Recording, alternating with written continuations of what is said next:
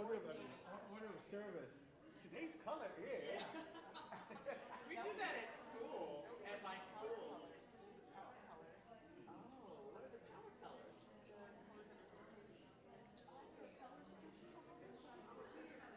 Yeah, with the chakras and the 12 powers and all. I said Labor Day. I know, right? Messed around with Sunday football. I know my husband's probably playing much football for sure. I watched 3 games yesterday. Oh wow, let's go. And golf. And golf. About 26 my lessons. Multitask. I watched these grandkids that I have. And my youngest one, that's a junior, their game.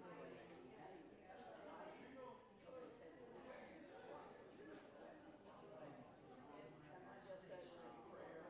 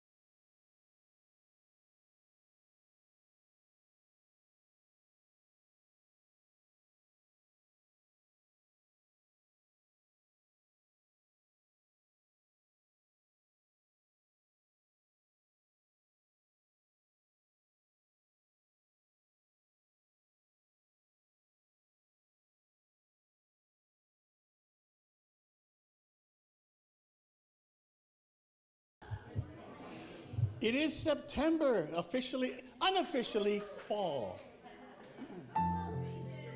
Today is the beginning of unofficial fall. Official fall falls on my birthday in 3 weeks, on the 22nd. So we are so glad that you have joined us today for this time that we spend together, creating a beautiful energy field amongst all of our beautiful energies that you all have. I want to take the time to welcome everybody who's online. I understand that somebody told me, thank you for saying that, because I do have a lot of, well, I don't a lot, but we have some regular people that watch all the time. So, Mag, starting with you. Anyway, welcome again. And we come together, I was thinking about this because we say that we come together to re-energize ourselves. And we do it through we go through several ways of doing this. That we sing together and we learn together and we affirm together and we pray together. And we learn together and all these things. And the reason why is because we are a mind, body, soul little creature. And all aspects of ourselves need to be addressed. So during the course of the service, and this is a conscious decision, during the course of the service, we address all these different aspects of our nature. We are tripartite beings. And so that's why we do all these things together. Unity is a love-centered and all-inclusive community. We don't have any dogma, any creed, but we have 5 principles that guide our philosophy, and we went through them recently. And we also have a lot of spiritual tools in our toolbox, because most people, open up their spiritual toolbox, and there's one thing in there. That's it. We got a bunch of them, because again, we're different. We're all different. We're all one, yet we're all different. And I heard somewhere, differentiation is not separation. I said, that's interesting, because your arm is different from your leg, but they're not separate. They're 2 different things. So we all have different ways of expressing things. And these 14 tools that we have, you might find one that I like this one. And so I remind you to go on our website and go up to the resource button, and there'll be a drop down that says spiritual tools. And you can look at some of them. There's also affirmations and meditations I've told you about. And I keep telling people about this. They're 2-minute little affirmation or a meditation on all kinds of subjects. And anytime you're feeling a little down and out, or you need a little encouragement on a particular topic, then you can just go in there and listen to this 2-minute thing, and it just changes the whole frequency that you're on. So I invite you to do that as well. Our fundamental belief that sets us apart is in this oneness. Everything is one. And our fundamental practice is living in the present moment, what's called mindfulness. So I'll invite you to be mindful, completely present of everything that takes place during the next hour or so. For now, I would like for you to join me in our mission statement. We are a thriving spiritual community, inspiring and empowering individual and global transformation as exemplified by the life teachings of Jesus. Once again, welcome to Unity Spiritual Center in Georgetown, a spiritual breath of fresh air. Our announcements.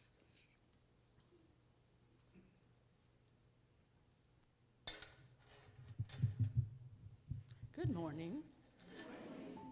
If you are here for the first time, we would like to extend a special welcome. And if you are comfortable, please raise your hand or stand so that we can say hi. Anybody Where are you? I must- Hello. Anyway, we hope that everyone feels welcome and chooses to make Unity Spiritual Center Georgetown their spiritual home. It's birthday Sunday. I think I heard that before. There's a Yeah. next one. Happy birthday to those born in September, and we will be having cake after the service, so please plan to stay and celebrate with our September birthdays, Unity family members. And if you'd like to stand and let us know that you have a September birthday, we'll sing happy birthday to you. He's standing. Happy birthday to you. Happy birthday to you. Happy birthday, dear friends. Happy birthday to you. You know, there's another song that goes along with September because the NFL football season's starting. And that song is, "It's the most wonderful time of the year."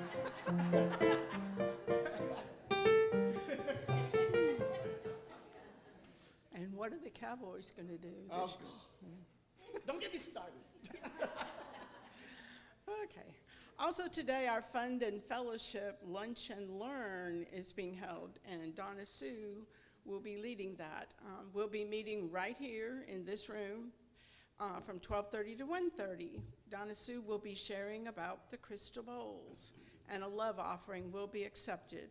For those who brought their lunch, we'll have tables set up very soon after the service, so please join us. LGM Downtown is scheduled on Tuesday, September 3rd, that's this Tuesday, from 7 to 9 at the Grace Heritage Center. For those that have not yet attended, we'd love to have you join us. There's plenty of parking and seating space, and we have a great time learning and sharing together. We hope to see you there. Unity's 31st Annual World Day of Prayer is September 11th and 12th.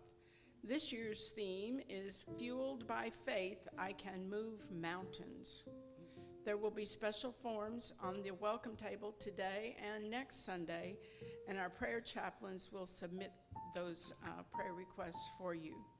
Your intentions will be held by Unity's prayer ministry in a special World Day of Prayer vigil. For more information, check our Facebook page and our website. Our next Let's Get Metaphysical is in Legacy Hills Park across the street next Wednesday, September 11th at 9:30 a.m. Please come join the discussion. Weather report says it might rain in the evening, but should be clear for the morning.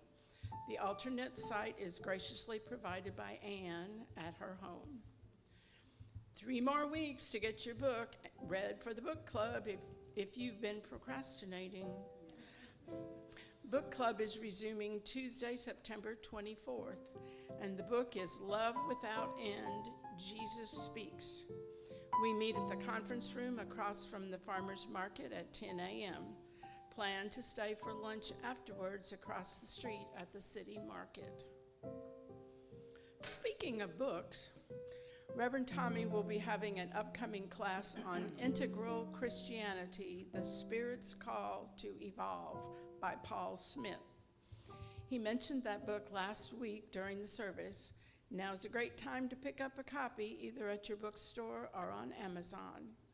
A link was provided in the last newsletter and will be in the next few. There is no set date, but potentially it will be in 3 weeks and may be taking over an LGM Wednesday morning slot. Stay tuned. Nancy Ananda has returned from her adventures out of state. Yay, welcome back.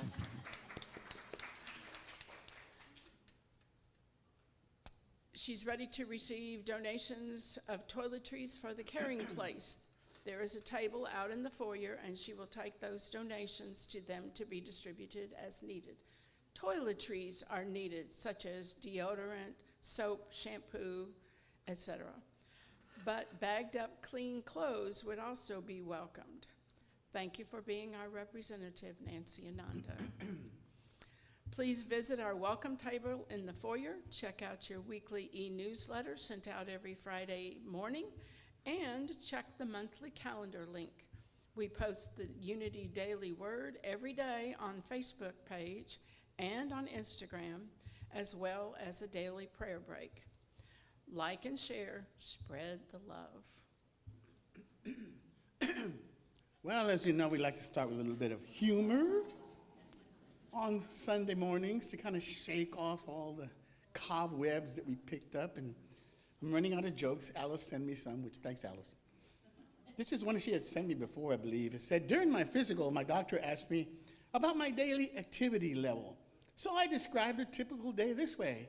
Well, yesterday afternoon, I waded along the edge of the lake, drank 8 Cokes, escaped from wild pigs in the heavy brush, marched up and down several rocky hills, stood in a patch of poison ivy, crawled out of quicksand, jumped away from an aggressive rattlesnake, where the doctor says, my goodness, you must be one heck of a woodsman. And then I said, woodsman? I'm a lousy golfer, that's what I am. Let's rise and begin our service.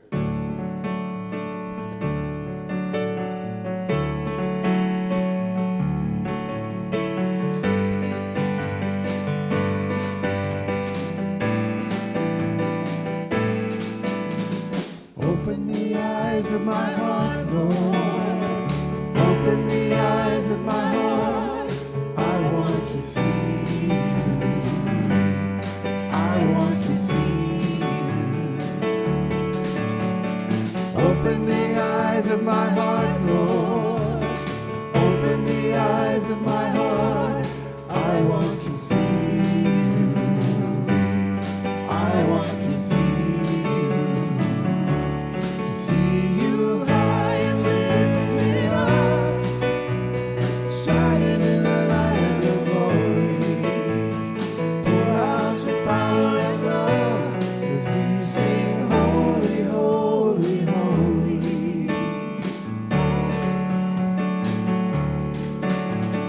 Open the eyes of my heart, Lord. Open the eyes of my heart. I want to see you. I want to see you. Open the eyes of my heart, Lord. Open the eyes of my heart. I want to see you. I want to see you. See you high and lifted up, shining in the light of your glory.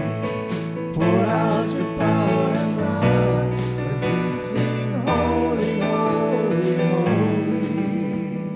Holy, holy, holy. Holy, holy, holy. Holy, holy, holy. I want to see you.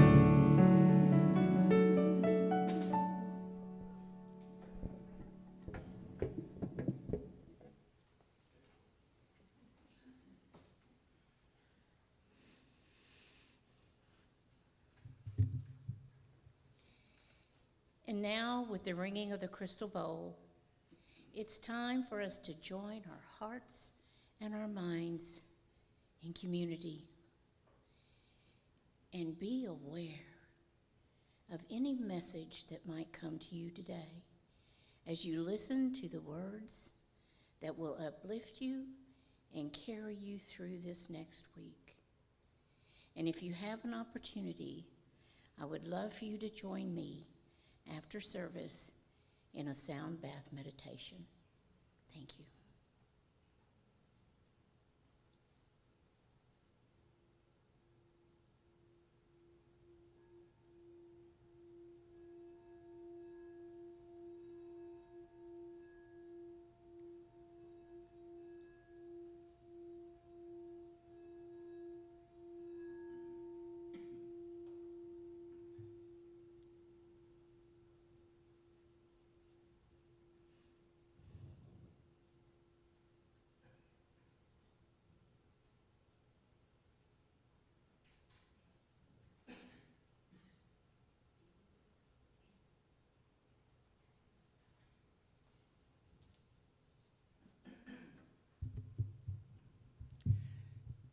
Today's daily word is togetherness. The affirmation is, togetherness enriches my soul. The inspiration for today's daily word comes from Romans chapter 12, verse 5. So we, who are many, are one body in Christ, and individually we are members one of another. So much of modern life involves time alone and solitary effort. The more conveniences I acquire, the less time I may seem to have.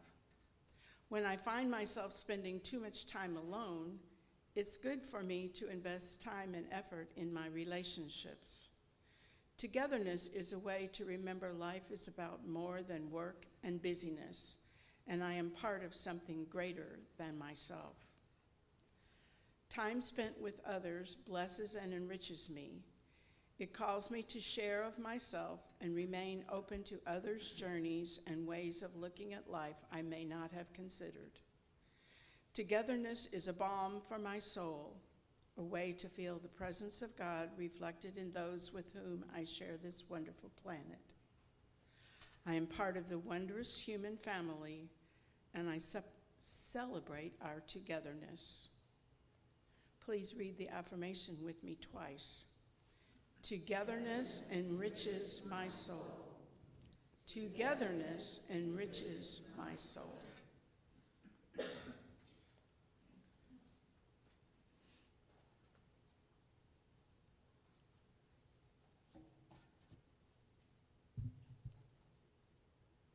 And now I will light the 3 candles that represent the law of divine order: mind, idea, and expression.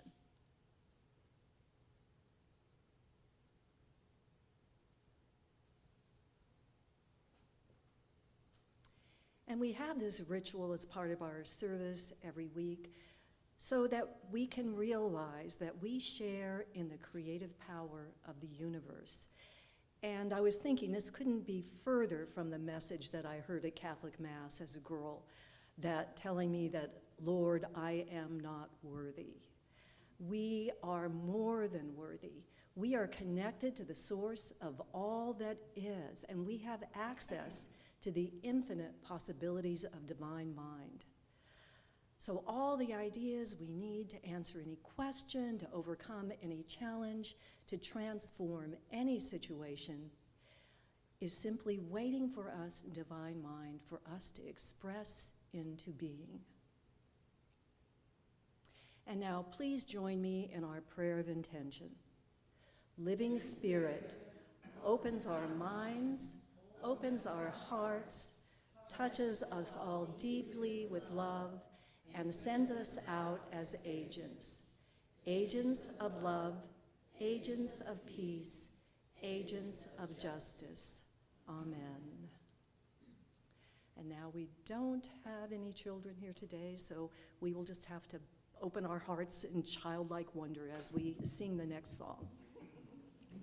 Not a problem.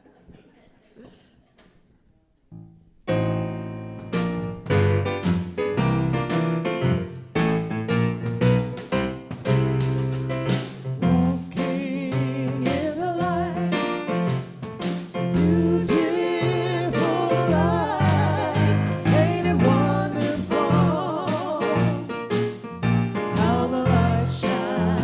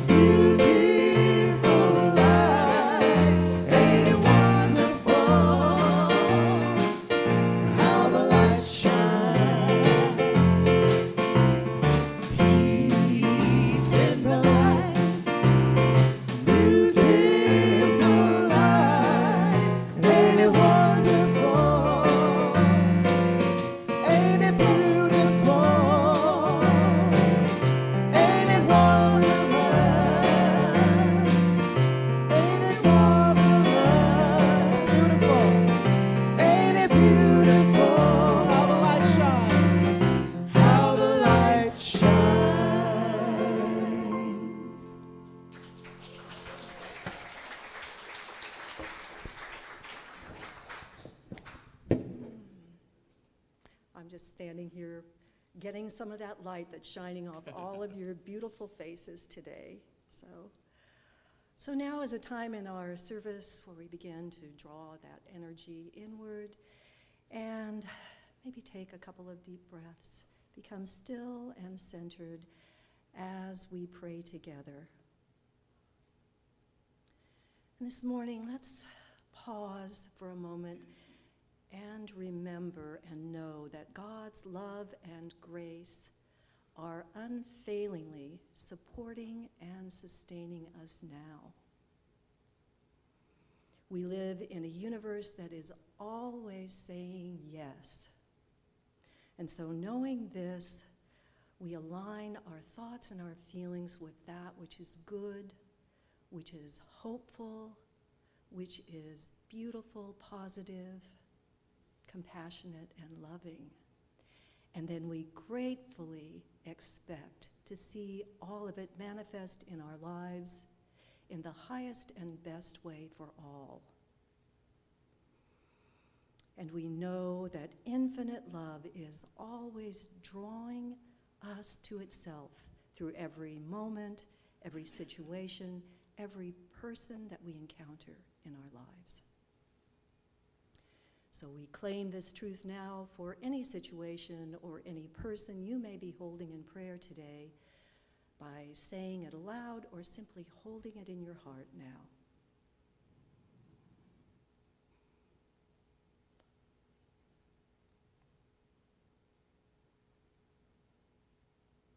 We close our time of prayer by singing an ancient prayer, a prayer handed down through the ages that affirms God's realm is manifest in earth as it is in heaven, the Lord's Prayer. Our Father, which art in heaven, hallowed be thy name. Thy kingdom come, thy will be done in earth as it is in heaven.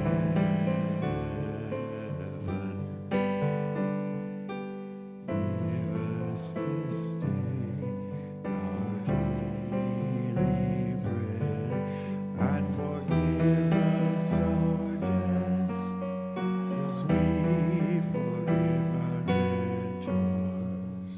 And lead us not into temptation, deliver us from evil.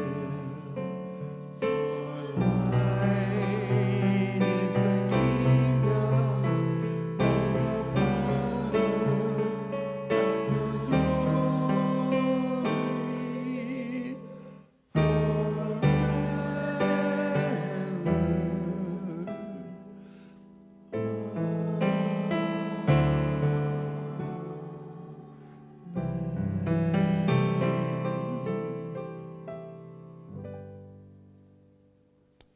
Now, before we do our spiritual practice, we're going to backtrack a bit to say our statement of being, which I blew right past. And I just do that once in a while so you'll know I'm not perfect. So please join me in our statement of being. There is only one presence and one power active in the universe and in my life, God, the good omnipotence.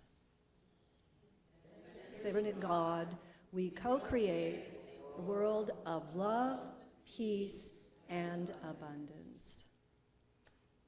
All right, now it's time for our spiritual practice, and I've been feeling like this, so I think maybe there's some other people that are also feeling that way. Do you ever get the feeling that we should be doing, or I should be doing more to try to fix all the things that seem to be wrong in the world?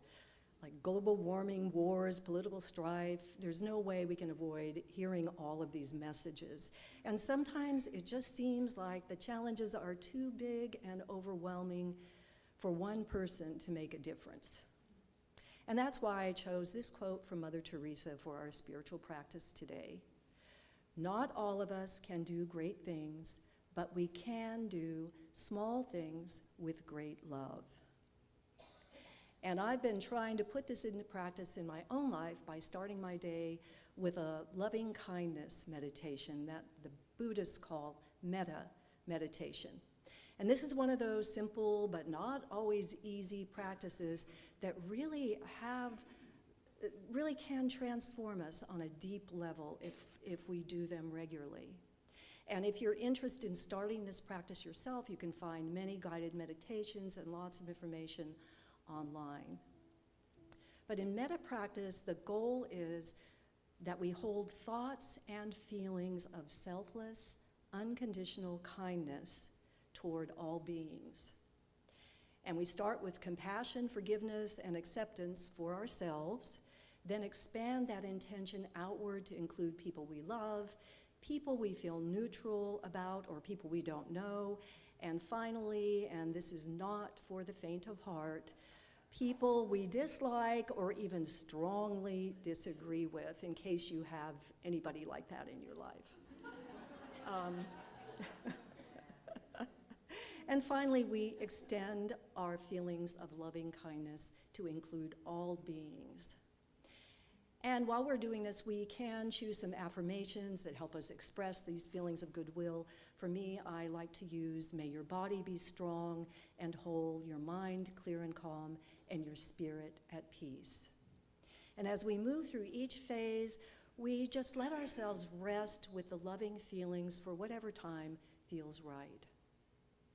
And our intention is to be able to truly feel that loving kindness in our hearts for all others.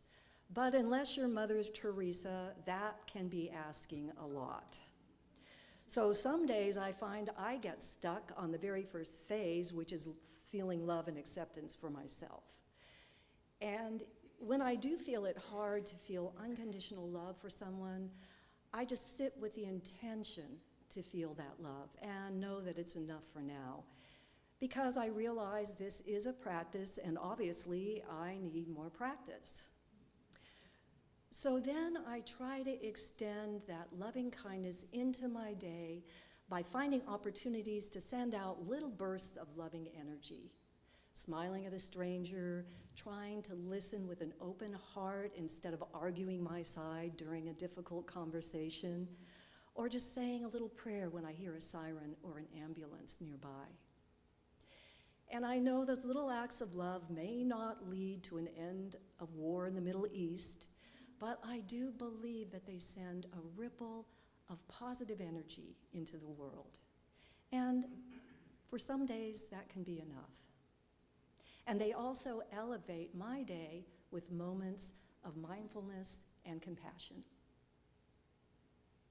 So now as we relax, breathe, and prepare to spend the next few minutes in the silence, here in our beautiful sanctuary, surrounded by love and acceptance, let's hold loving energy for the world and envision all beings living in peace and oneness together. And you'll know to bring your attention back when Dan begins to sing.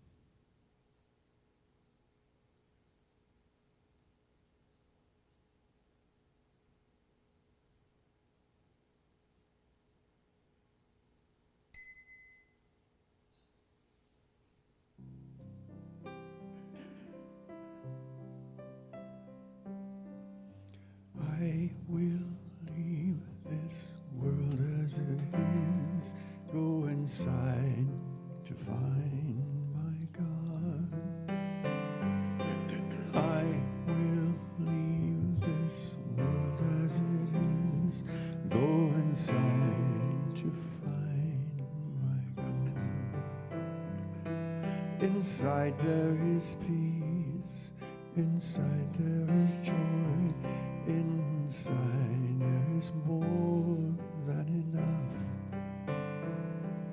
Inside there is peace, inside there is joy, inside there is sacred love.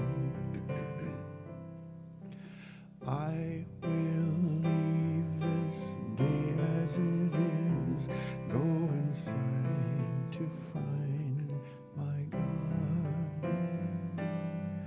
I will leave this day as it is, go inside to find my God. Thank you, Dan. Thank you, Therese. Earlier, I told you that we go through several stages during the service because we're multifaceted beings, and we address our different natures during the course. And I've been thinking about this section because the lesson really is about learning. But right before this, we did our community prayer, which was really like, so I was trying to come up with something to call it. So we went through blessing, and then we do a spiritual practice, which would be like a being, blessing, being, and this is learning. I said, what could come up with about learning? And I thought, well, when we learn, we become something more. So maybe we could be blessing, being, becoming. Anyway, whatever. I was just thinking back there. I'm always thinking about things. Whatever. Today's lesson is called Our Perception, Our Reality. That is the subject of today's lesson, and it is based on three simple ideas. How we perceive the world around us influences our beliefs. Our perceptions are completely subjective, and what we believe determines what we experience. It becomes our reality.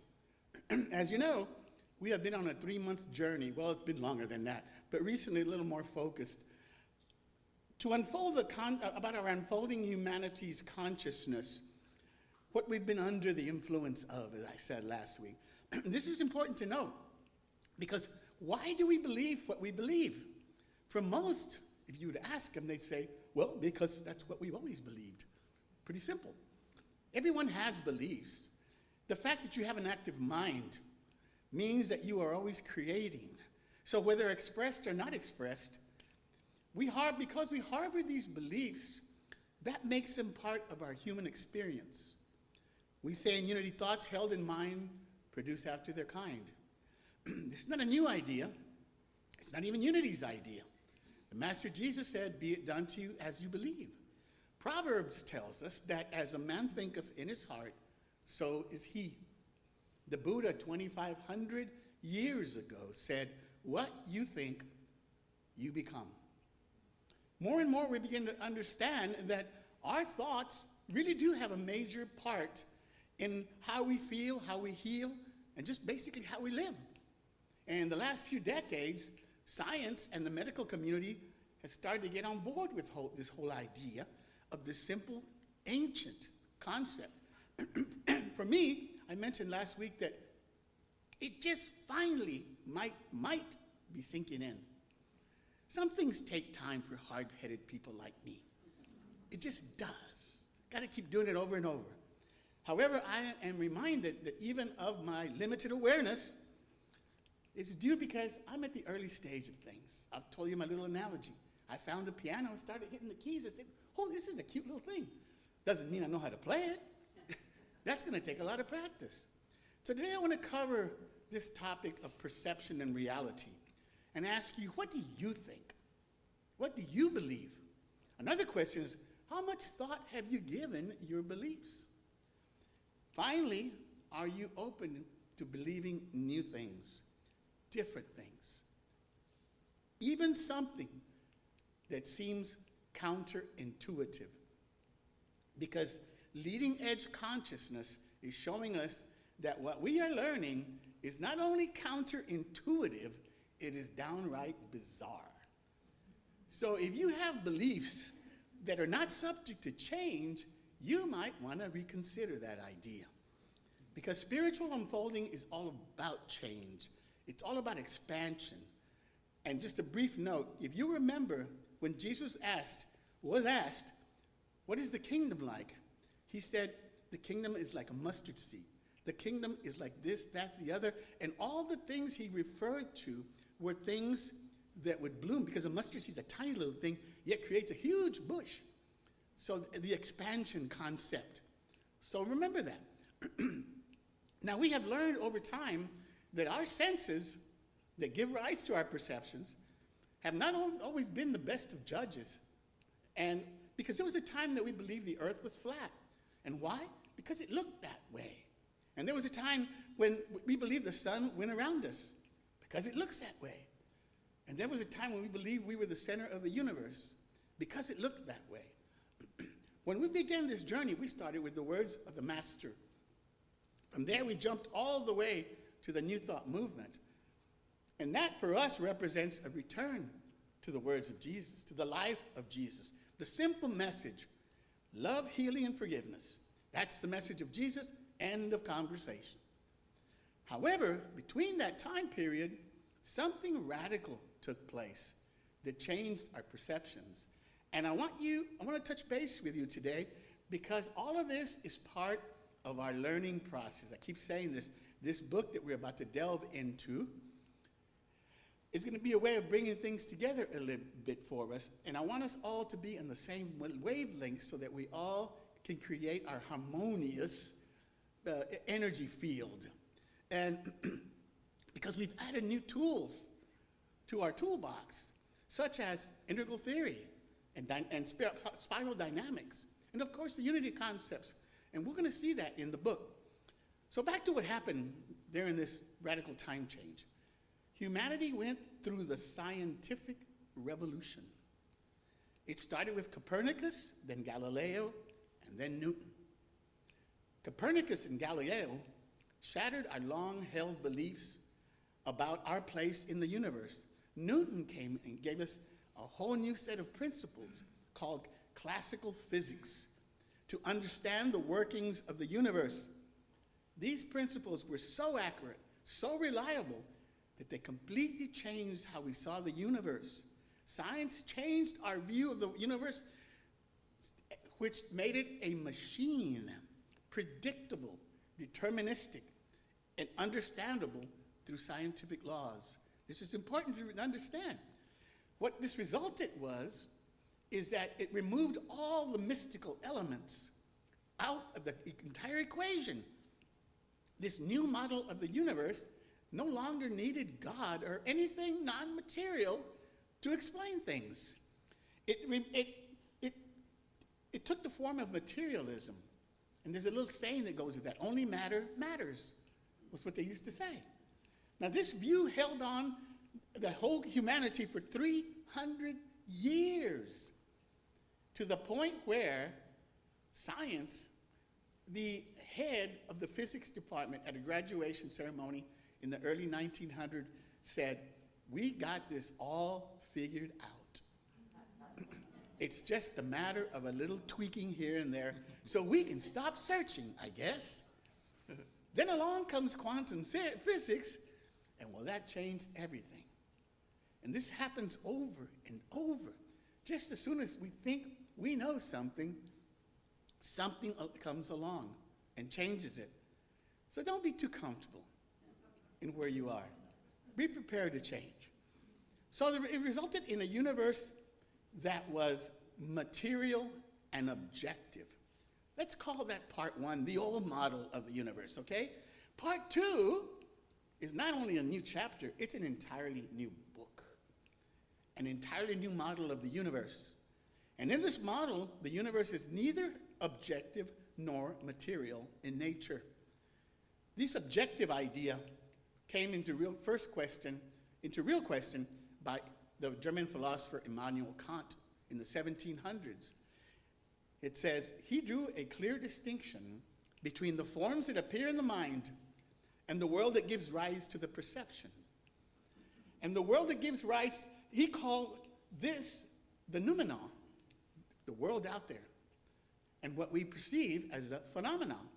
And he insisted that we will never know the noumena. We can only know the phenomenon. Now, that's not to say that there's not a world out there. It's just we can only know it subjectively. Now, this sounds odd to people. And every time I go back home, I went home this week, and I am always reminded that, that these views are so out of the ordinary. So I commend you for even listening to me. Because this is not the way most people think. Kant put it this way. The mind, now listen to this because this should sound very familiar. The mind is an active participant in the process, continually shaping our experience of the world. Reality, he believes, is something we construct ourselves. This is Immanuel Kant in the 1700s. So what am I talking about, objective and subjective? See, because in the old model of the universe, both science and religion believed in an objective world. In other words, a world that's really there and exists with or without me, period. Quantum physics came along and said, no, that's not how it works at all. And that change did not go over very well, like a lot of change does not. Even Einstein himself said, I don't like this quantum physics stuff because it denied the reality of things when they're not being observed. His quote was, I like to think the moon is there even if I'm not looking at it. Now that, in a very strange way, we're starting to understand that the universe is playing peekaboo with us. It really is. It takes form when we observe it, and it collapses back into nothingness when we don't observe it. I'll tell you, it's bizarre. And then when we try to measure things, we become part of the process. What have I told you over and over? That we live in an interactive universe. Very strange. It's just an eye-opening thing. I love this quote from Lynn McTaggart, if you know her. The book is called The Quest for the Secret Force of the Universe. She says, another marvelously puzzling paradox about physical reality is that it technically doesn't exist. This zero-point field is an ocean of microscopic vibrations in the space between things, a state of pure potential and infinite possibility. Particles exist in all possible states until disturbed by us, by observing or measuring, at which point they settle down at long last into something that seems real to us. In other words, she says, reality exists on a need-to-exist basis. Everything is everywhere all the time, and our minds pluck out from this cosmic soup, sort things into time and space, creating what we assume to be reality. What? That is very strange, even for us, when you stop to think of that. But maybe not new to you if you've been around here for 2.5 years with me, because we've talked about this. But do you think first century, when Jesus was talking to people back then, if he would have told them what I just told you, what Lynn McTaggart said, what would they have said? Huh? So instead, see, those of you teachers, you know that you teach at the level of the student. So he was teaching at the level of the students. So he told them a very simple thing. All things are possible with God. I got it. That's good enough for me. But it's the same thing. It's just a different way of presenting it to the student. Let me share another one from You Are the Universe by Deepak. This one is really strange. Sir John Eccles, a neurologist and Nobel laureate, declares, I want you to realize that there exists no colors in the natural world, no sound, nothing of this kind, no textures, no patterns, no beauty, no scent. What he means is that all the qualities in nature, from the luxurious scent of a rose to the sting of a wasp and the taste of honey, is produced by human beings. We produce it in our minds, and we don't even know how we do it. It's a remarkable statement, and he adds, and nothing can be left out. The most distant star, billions of light years away, has no reality without you. That's just a little bit of a different way of looking at things. Counterintuitive? Oh, yeah. Very counterintuitive. And it's all part of the general expanding consciousness of the planet. Now, that doesn't mean that all of these people on the planet are on that leading edge of the consciousness. And we're going to talk about that in the book. But as I mentioned before, we see everything through a filter. And that filter is our consciousness. So I want to close out with a visual example of how this filter, this consciousness works. Imagine that you are standing in front of a window, and the light is shining in from the sun, and the windows are wide open. So the entire floor is covered with light, and that's all you see, light everywhere. And then, let's say that this light represents life with the capital letters, or God if you prefer. Now, what would happen if I covered the window with a cardboard that had a star shape on it? What would we reflect on the floor now? Light would look like a star-shaped thing. And so what if I change the cardboard and put a circle? Well, now what would we see now? We would see light as a circle. Now, what is the point I'm trying to make? That whatever shape the cutout has is the shape the light makes on the floor. Now, you might imagine what the next question is. So what is the true shape of the light? Neither. Light doesn't have a shape.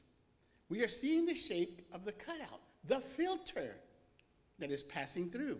Same thing holds true for us. God is light, we are light, but the light that is God is being filtered through us.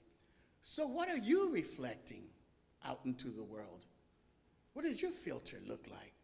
Now, instead of shapes, let's substitute qualities instead, such as peace, love, harmony, compassion, forgiveness, cooperation. How do you show up in life? How are you reflecting the light? What is in your heart? That is what you are reflecting to the world, your consciousness. I want you to think about that during the course of the week as you deal with life. You see, your world doesn't reflect how it is. Your world reflects how you are. And that's the difference. At the beginning of the talk, I asked you, what do you see? What do you think? What do you believe? Whatever it is, that becomes your reality. And you reflect to the world who you are. And I want to remind you that you are the light. Show up as the light without judgments. Just pure light. No shapes, no anything. We are light.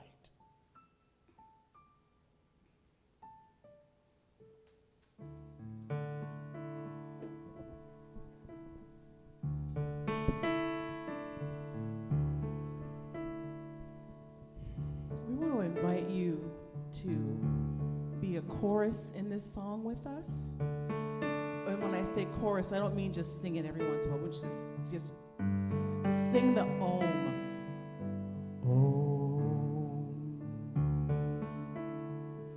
Throughout the song. Wherever it feels good to you, just kind of chime in with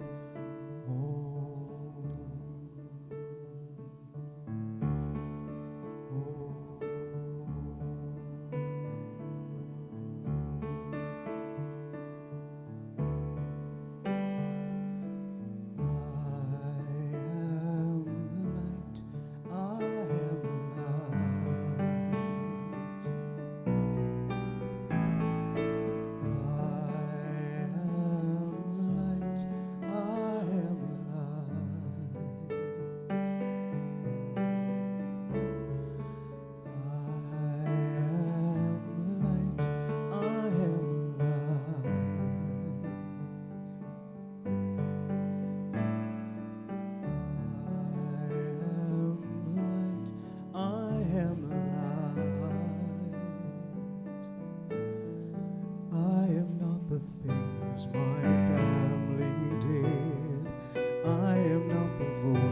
pieces in my head. I am not the pieces of a brokenness inside. I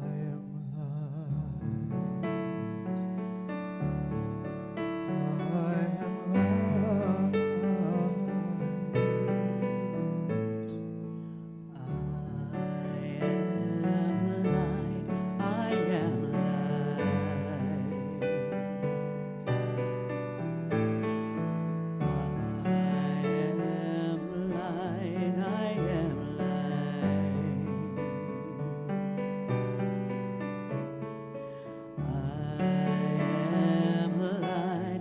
I am light. I am not mistakes that I have made, or any of the things that caused me pain.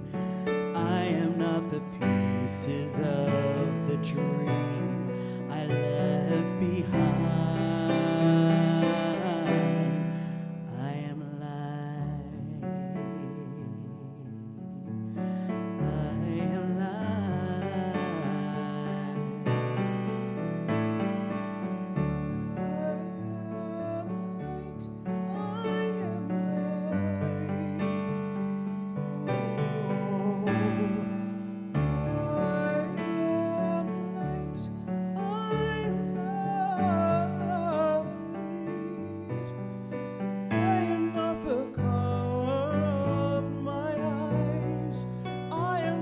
Skin on the outside. I am not an age, a gender, or race. My soul inside is all light, all light,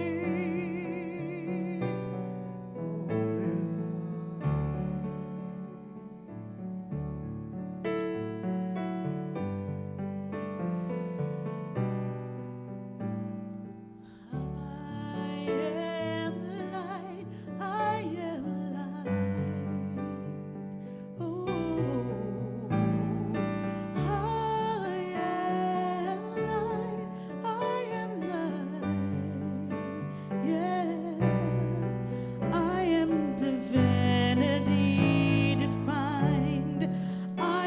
God on the inside.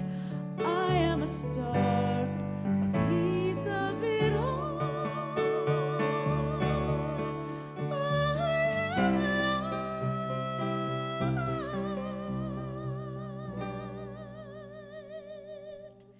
I am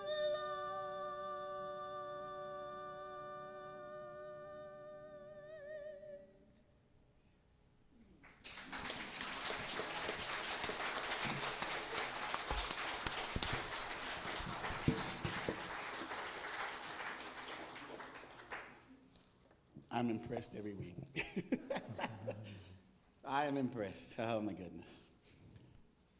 Now comes the time when we offer our tithes and our gifts to our spiritual community so that we can continue doing the work of blessing this planet with our wonderful, great ideas. So together we take our tithes in our hands and we say, divine love through me blesses and multiplies all that I am, all that I give, and all that I receive. I give in love, and I trust God.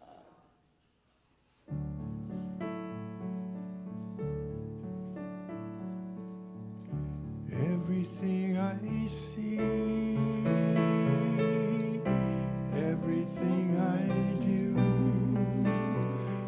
is blessed by your hand, God. I give it back to you. Everything I give, every thought that's true is magnified in kind, God. I give it back to you.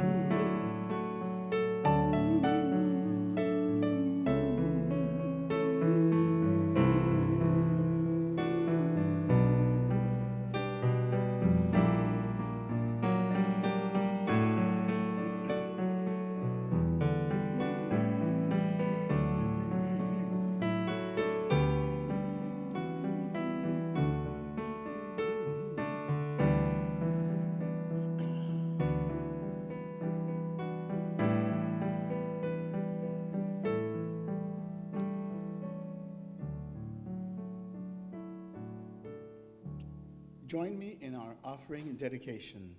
We bless and dedicate these tithes and offerings as an expression of divine love and release them to manifest that love in our community and in our world. We bless the children of the world. We love you. We bless you. We appreciate you. And we behold the Christ you are. Final reminders. Therese is our prayer chaplain. Is she a kitten up there? What's she? Oh. Oh. Okay. Yeah, that's our prayer chaplain right there. Also remind you that today there's cake in the back. LGM Downtown Tuesday. Anything else coming up? Oh, yes, the sound bath afterwards, after you get your cake. And these are all the people that help with today's service.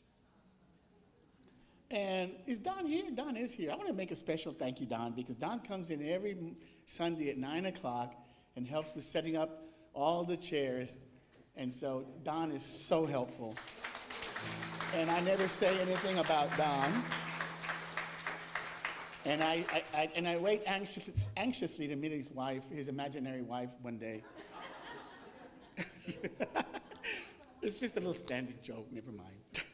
Anyway, let's rise in our service with our peace song.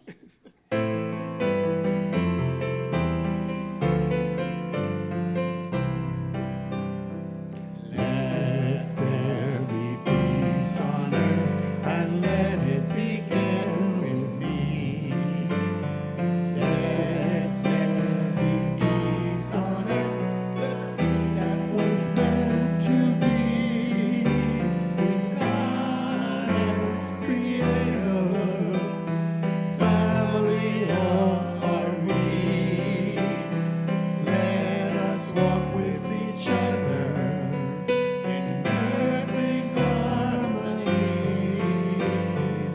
Let peace begin with me. Let this be the moment now. With every step I take, let this be my joyous vow. To take each moment and live each moment in peace eternally. Let there be peace on earth, and let it begin with me. The light of God surrounds us. The love of God enfolds us. The power of God protects us. The presence of God watches over us. Wherever we are, God is, and all is well. I am light. I am love. I am power. I am presence. I am. Have a blessed, blessed week. And thank you.